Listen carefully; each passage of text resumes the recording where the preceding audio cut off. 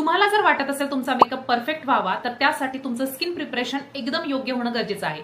कालच्या व्हिडिओमध्ये आपण बघितलं की स्किन टाईप कोणत्या प्रकारचे असतात आणि आपला स्किन टाईप आपण कसा ओळखायचा।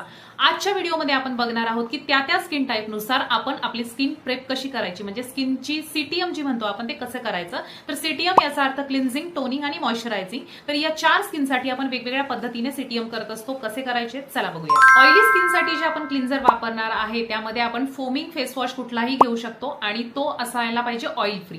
त्यानंतर टोनर जे आपण वापरणार आहोत ते अल्कोहोल फ्री टोनर असायला पाहिजे आणि स्किन टाइटनिंग टोनर ज्या आपण जेव्हा प्रोडक्ट घेतो तेव्हा त्यावर लिहिलेलं असतं की हे स्किन टाइटनिंग साठी आहे, तर ते टोनर तुम्हाला वापरायचं आहे।